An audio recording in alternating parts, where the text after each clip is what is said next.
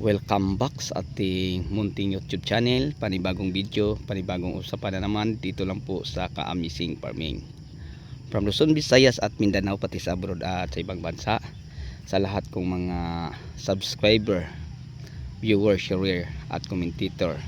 Maraming salamat po sa inyong lahat sa patuloy ninyo na pagsuporta sa ating munting YouTube channel. So ngayon mga ka-farmers, mga ka-viewers, mga subscribers, share ko lang po sa inyo ang mga ginagamit ko sa aking kamatis na survivor sa bagyo. Marami naman po itong nampinsala sa tubig dahil malakas ang ulan nadala sa hanging habagat at saka malakas ang ulan nadala sa bagyong Maymay at saka Nining, yung dalawang bagyong magkasunod.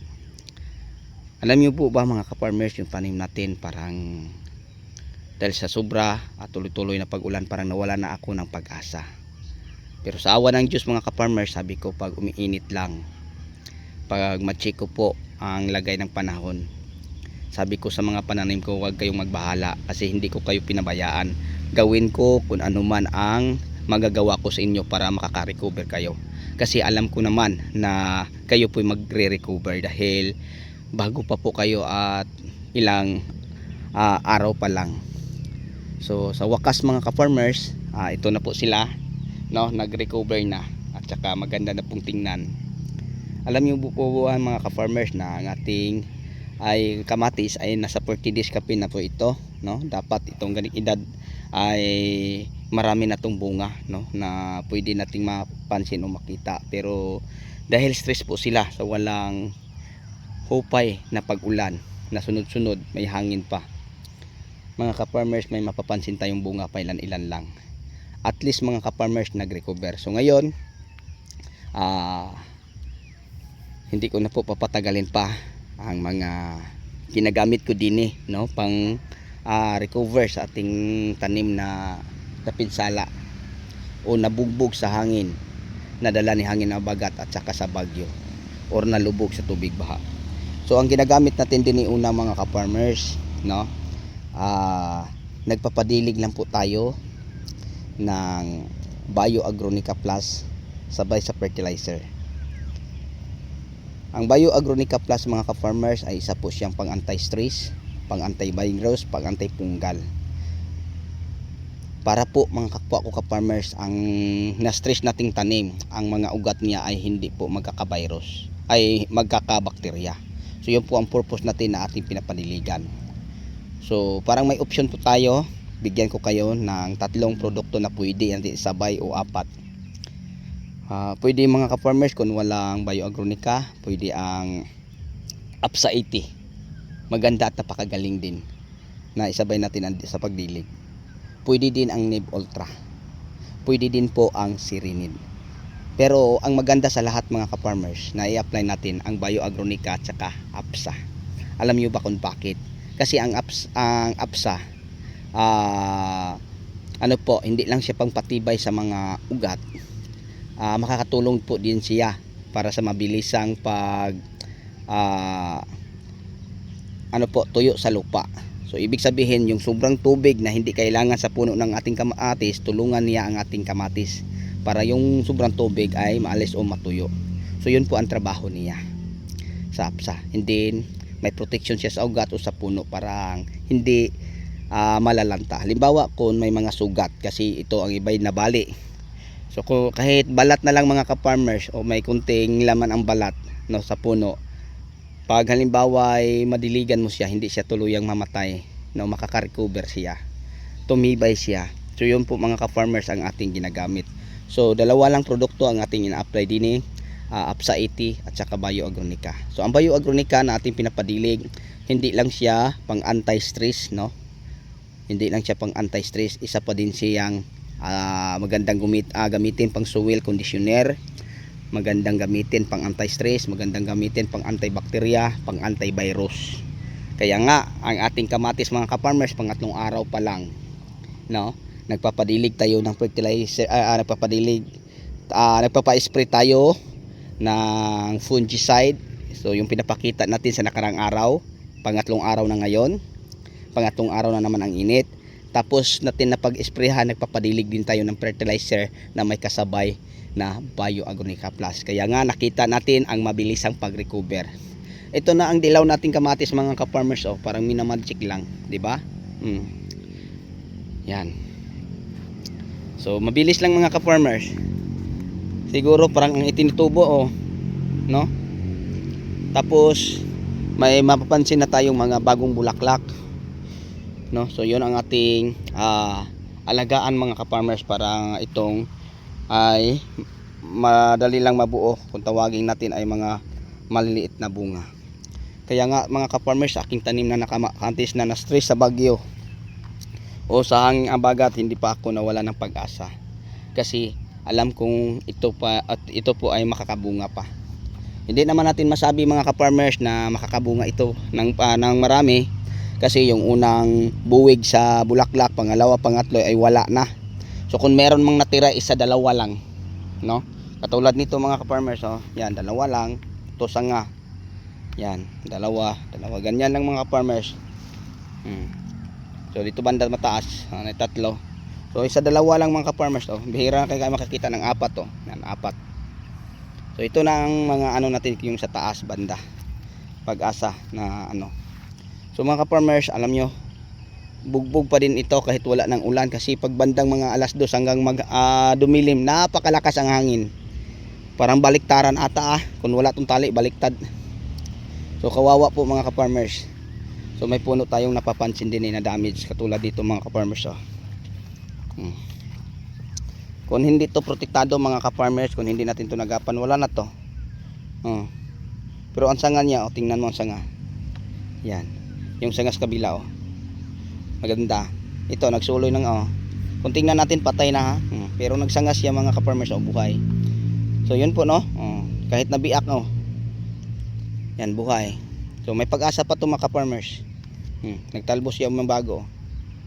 So yun po mga ka-farmers, pag makapag-spray tayo and then makapagpadilig ng fertilizer na sabayan ng Bioagrinica. Kasi sinabi ko na sa inyo kung ano ang meron sa Bioagrinica Plus. Ang Bioagrinica Plus, palagi ko na sinasabi sa iba kong mga content, na hindi lang po siya pang anti-stress, hindi lang po siya pang soil neutralizer, hindi lang po siya pang antibacteria, pang antivirus, kundi all-in-one po siya mga ka-farmers, no, na maganda gamitin, no, sa lahat nating mga pananim, simula pa sa punla hanggang maitanim, katulad ng inyong nakikita ngayon. Ayan. So meron pa din ni mga ka-farmers.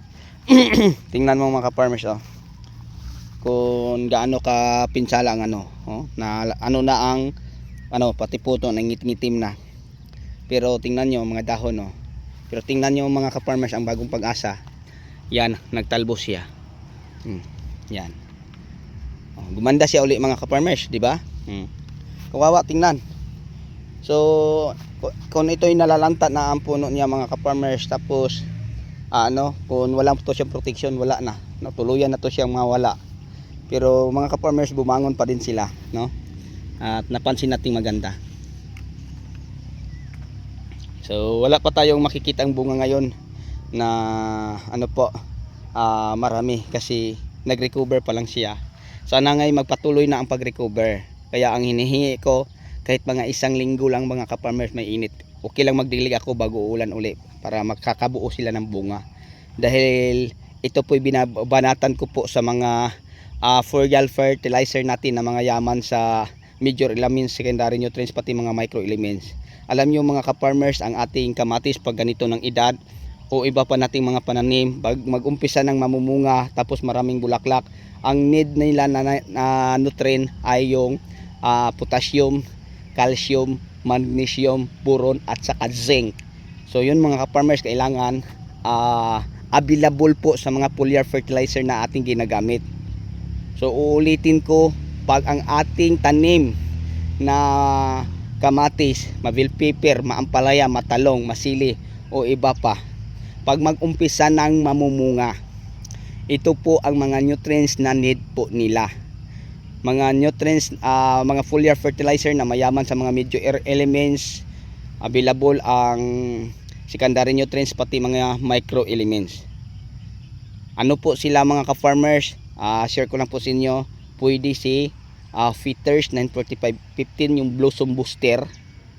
Bakit sinabi inano siya na blossom booster? Dahil available ang potassium. Need ang potassium kung ang ating tanim ay namumunga na. Need ang calcium para yung tamang laki sa bunga ay maabot. Need din sa ating tanim ang boron at saka zinc. Okay? So ulitin ko mga ka-farmers, ang ating tanim ay nangangailangan po, no, sa ganitong edad: calcium, magnesium, zinc, potassium at saka boron. Kaya nga ang mga nutrients na yon ay makukuha lang po natin sa Green Acres at saka Fitters na ating ginagamit o Nutriplant AG. So yun po, no, mga ka-farmers. Okay, sana po may natutunan po kayo kahit madali lang po matapos, no, ang ating pagbahagi ng kaalaman. Sana may natutunan po kayo mga ka-farmers, kasi malaking bagay na may alam po tayo. Katulad nito mga ka-farmers, so yan, ito bumagsak, tinalian lang. So yung nadidiligan natin sila ng pang anti-stress, ang nangyari yung lumapat ito, parang wala na. So wala nang laman mga ka-farmers, kawawa na, natuyo na.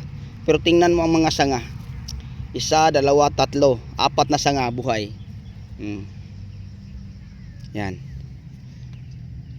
ang puno itim pero nalalanta wala, kasi hindi nakakapasok si bakterya dahil meron tayong antibacteria na dinidilig sa puno. Kita yung parang kulay puti, yan po mga ka-farmers ang ating dinidilig. Yan, sabay sa fertilizer, so hindi nakakapasok si bakterya. Okay, so yun po, no, mga ka-farmers, ang ating mapapansin ngayon. So 10,000 to mga ka-farmers kapuno. Siguro may natira natin din ng mga 7,000. Dahil maraming pa ang nag-recover kahit nalubog pa sa tubig. Pero yung naano sa putikan mga ka-farmers, hindi na, kasi pag once na ang mga ugat ng ating tanim ay mabubulok o malalanta na, ang meaning dyan wala na siyang pag-asa. So kahit ano pa mga ka-farmers, kahit plant doctor pa, wala nang magagawa dyan. So yun po mga ka-farmers, ang dahilan kung bakit palagi tayong binibisita ng taga Miseo Research ng Swiss, mga plant doctor ng Swiss. Dahil po sa natutunan nating ideya at paraan sa paghahalaman. Kasi yung time na nabagyo tayo mga ka-farmers, no, yung bagyong Christine, sa loob lang ng 2 linggo nag-ani tayo ng sobrang kadami. So yung binibisita nila, pinapakita ko sa kanila yung dapa ng puno, parang ganyan na mga ka-farmers, dapat ganyan nakatayo, ganyan na lahat ang puno, tapos nag-ano lang, no. So hindi ko na ginalaw kasi pag halimbawa ay makalambitin ang puno ng talong, baka masaktan, mabali o ano. So inaangat ko lang siya ng kunti para para sa mga bagong bunga niya na hindi lumapat sa lupa. So yun po ang purpose natin. And then yan, nagpapadilig ng mga biogronica sa fertilizer, pag apsa, gisabay ang apsa 80 at saka nibulta sinabay. So 2 bisis lang ginawa, kita ko na mga ka-farmers ang mabilisang pag-recover. Nagtalbos yan ng mga bago, katulad ng ating nakikita nito, mga bagong talbos na to. Yan, bago pa lang, kasi ang kamatis mabilis lang to silang tumubo. So itong tinubo sa loob ng, halimbawa ito mga ka-farmers, ganyan, mga 3 araw, mga ganyan na. Ito mga ka-farmers, 2 araw, malaki pa to dito. Yan, bulaklak, napakaganda. So yun po ang ating alagaan, no. Para madali lang po silang mabuo, kung tawagin natin ay malaliit na bunga. Kaya pag mag-spray tayo, hanapin natin ang mga pulyar na available ang potassium, calcium, magnesium, zinc, boron, no, yung mga ganyan mga ka-farmers.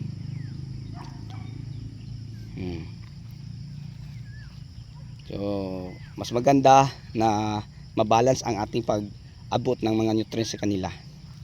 So yan ang ating nakikita. So dito banda sa mataas, yan maganda, kunti lang ang namamatay. So dito banda sa daanan ng tubig, dito ang may maraming nag-recover. Ito mga ka-farmers, yung nakarang araw pag init ito, lanta na to, no. And then sa awa ng Diyos, pangatlo silbi ang araw ngayon. Yan, nag-recover oh, ang nalanta. Hindi nagtalbos mga ka-farmers. Kung tingnan mo ang dahon oh, wala, malungkot pero ang talbos oh. So ang ibig sabihin diyan ay nag-recover siya.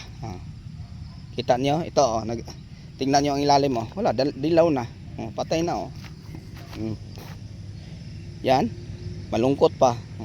Tapos ito talbos oh. Yan, tingnan niyo. Maganda na. Ito oh. Yan, ganyan pa mga ka-farmers oh, pero unti-unting nag-recover oh na. May bago siyang ano oh. Yan. Ito parang napuruhan to ng toda kasi kulay brown itim ang puno. Pero mag-recover yan mga ka-farmers. Ito. Yan oh. Dilaw na. Tapos ito nagusbong ng bago oh. So yan unti-unti ito nakakausbong ng maganda oh. So dilaw na ang ano. So hindi sila tuluyang namatay mga ka-farmers, no? So yan. Maraming napinsala, marami pa din ang natitira. Kaya yung mga bunga dito mga ka-farmers na padalawa sa isang buwig, patatlo, alagaan natin to. Yan. Dito banda napuruhan kasi daanan to ng tubig. Yan. Hindi namin to nilagayan ng ano, tubig lang mga ka-farmers oh. Papunta pa dun sa baba kasi mataas diyan. Ito mababa. So dini ang daanan ng tubig. Yan, maganda na ang ano nila. Bagong talbos. Yan, din sa daanan ng tao, marami pang tubig.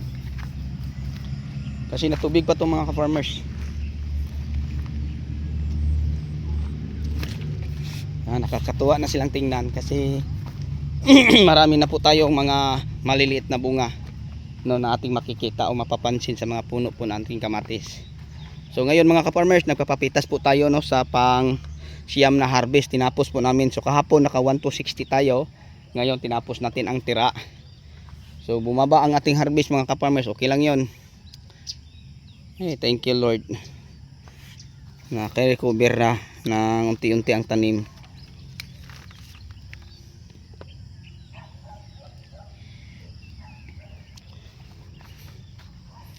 Ang ating bell pepper dyan mga ka-farmers sa dulo, maganda na ding tingnan no? Yan. So may mga bunga to mga ka-farmers na una na nagkaganito din ang iba yan, nagka-blossom and rot. Pero wala na to mga ka-farmers sa susunod, yung una lang kasi hindi tayo nakapag-spray. So ngayon pa nakapag-spray tayo, sana nga mawala na at makontrol na mga ka-farmers. Yan, maganda na ang talbos at saka yung mga bagong usbong na ano po, bulaklak.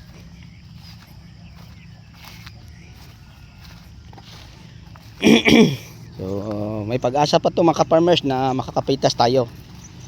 Kahit hindi tayo makakatubo ng malaki, at least meron kasi oh, may mga bunga na oh. Yan, may mga dilaw pa. Tingnan mo mga ka-farmers oh. Yan. Pero hindi natin binunot kasi nagtalbos oh. Malungkot pero yan, mag-recover pa yan mga ka-farmers. Dinibandaan dulo, marami din napinsala kasi daanan sa tubig at dito ang tubig may ipon. Kaya marami pang punong dilaw. Yan, nagsanga oh. Yan mga ka-farmers oh. Ito mga ka-farmers hindi protektado. Tingnan nyo ang puno oh. Tuyo na pero nagtalbos yan ng bago oh. So yun ang abangan natin mga ka-farmers no, sa susunod nating mga vlog. Basta magtuloy-tuloy ang init. So gagawa tayo ng video dyan. Ito oh. Sa unang araw na init mga ka-farmers, wala na ito, layot na ito no? Ano na, sobrang malungkot po sila ito. Then kahapon ganun din. Ngayon tingnan natin kung maano pa ba. So nakapagdilig na tayo din ng pang anti-stress sa ugat natin pinapadaan. Kung sa dahon, pwede tayo sa mga Ambition, Smart, o Kujin. Maganda din sila. Yung mga biostimulant na pang anti-stress. At dito naman mga ka-farmers, ang ating mga bell pepper na nakakatuwa natin po ito kasi marami na po tayo dining mga napapansing mga malilit na bunga. Kita nyo mga ka-farmers oh, ang mga bagong usbong. Yan. Para kung tingnan natin parang wala lang nangyari no. Parang hindi lang sila nabagyo. Napakalapad ang dahon nila. Yan. So napakaganda na nilang tingnan. Okay, so bago tayo magtapos, mega love shout out no, sa lahat nating mga bagong subscriber, mga subscriber natin na matagal na nakaabang at nakapag-support no sa ating munting YouTube channel. So yun lang po ang may share at may bahagi ko po sa inyo. So abangan nyo lang ang mga update natin no sa ating mga tanim dito sa ating bukirin. Kasi yung mga tanim natin katulad ng mga bell pepper na nakikita nyo, ay inumpisahan na po natin ang pagtatali no sa mga sanga. Kasi pag once na lumaki ang mga bunga nito mga ka-farmers, tapos may hangin, madali lang itong mabali. Tapos ang mga bunga na makalapat sa mulching dahil mainit, madali lang pong lanta o masunog. So ang ating ginagawa, pinapatalian po natin ang mga bunga, sanga para yung mga bunga paglaki ay hindi makalapat sa lupa.